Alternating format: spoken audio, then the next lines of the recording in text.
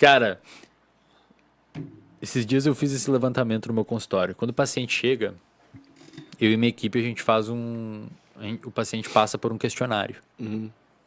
Uma avaliação que a gente faz do paciente. Nesse questionário a gente pergunta uma série de coisas já para começar um rastreamento de um possível diagnóstico que o paciente pode ter. Uma das questões que a gente pergunta para o paciente é o sono. A gente pergunta, aí, como é que você está dormindo?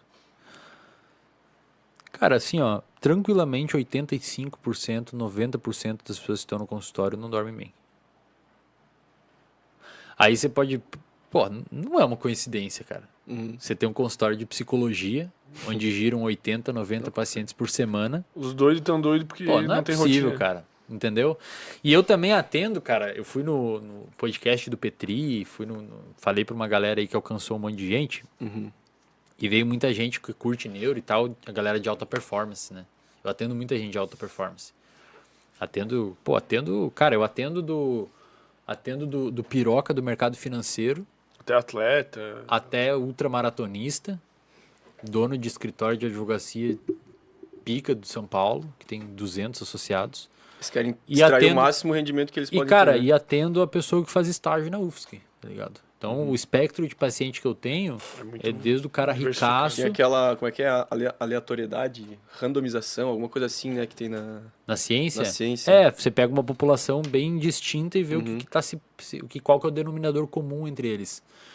E não é porque a pessoa é a estagiária da UFSC que é uma pessoa menos performante que o cara do mercado, né? A questão é que estão em tempos diferentes. Essa pessoa, inclusive eu já falei pra ela, provavelmente ela vai chegar muito longe. A pessoa vai ser provavelmente milionária e tal, com muita tranquilidade.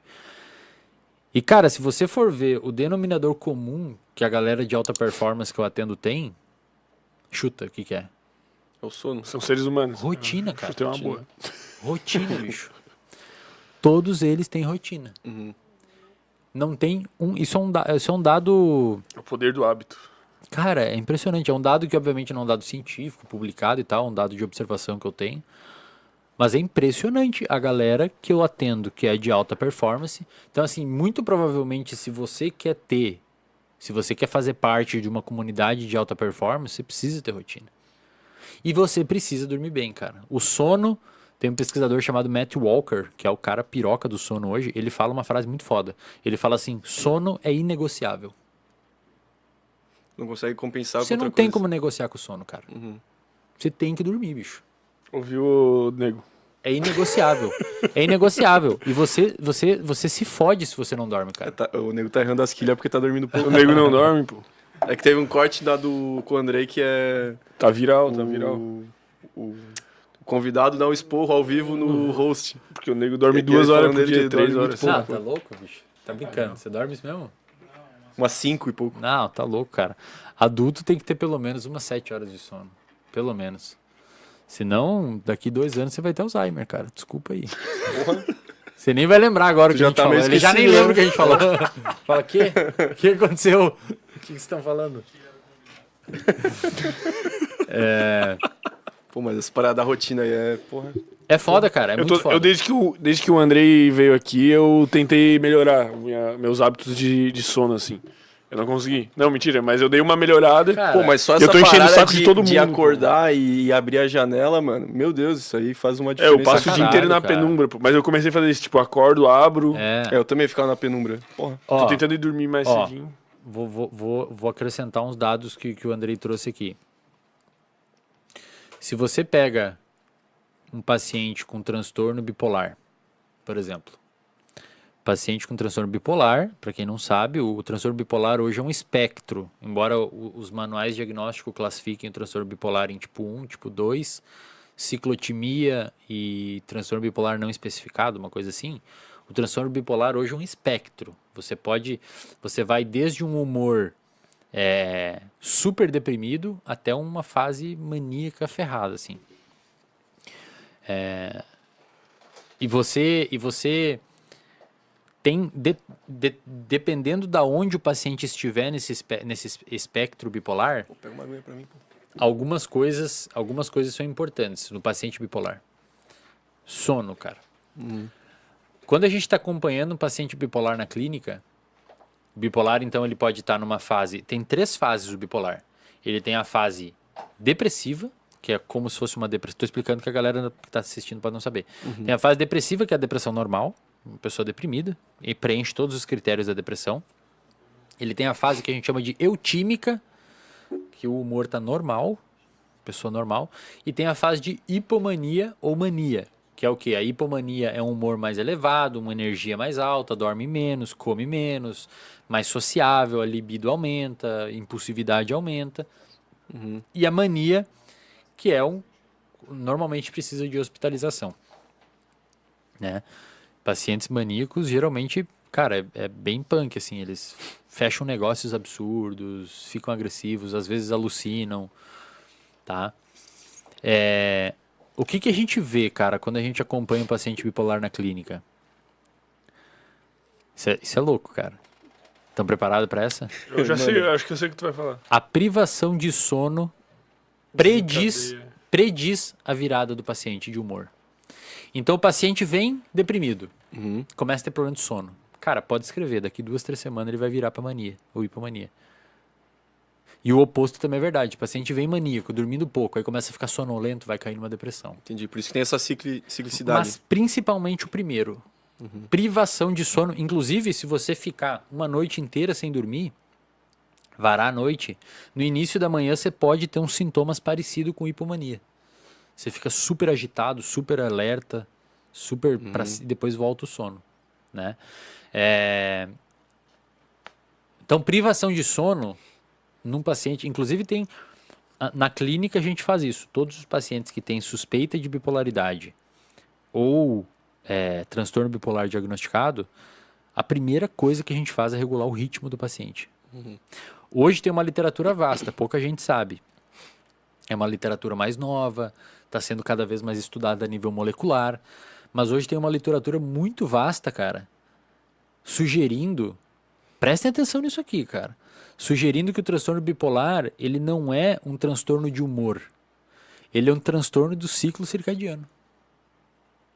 Pega um paciente bipolar, numa fase deprimida, come muito ou come pouco, dorme pra caralho, preguiça, baixa energia. Pega ele numa fase maníaca ou hipomaníaca. Dorme pouco, come pouco, super energia lá em cima. O paciente bipolar é como se ele ciclasse em 1 ano o que o nosso organismo cicla em 1 dia. Então acorda deprimido, meio-dia tá alerta, depois deprime de novo. Ele faz isso no ano, então os primeiros meses deprimido, fica super maníaco, eufórico, depois deprime de novo. E o clima parece ter uma influência também. Muito, cara. muito. Países que é mais frio. Aqui na região sul é uma região com um pouquinho maior incidência de depressão no Brasil do que em regiões mais quentes e tropicais. Países que tem, sei lá, Islândia. Tipo Noruega, eles bem lá no norte. Depressão fodida, depressão mix da galera, não tem como. Eu atendo uma paciente da Alemanha, cara. Atendo uma paciente da Alemanha que lá são 22 horas a consulta, o horário Uma nativa dela. Ou que tá lá? Daqui do Brasil que mora tá lá. Cara, é sol, velho. É sol, 22 horas o sol tá alto lá. Pois é, mas e quem mora nesses países assim, o ciclo é outro?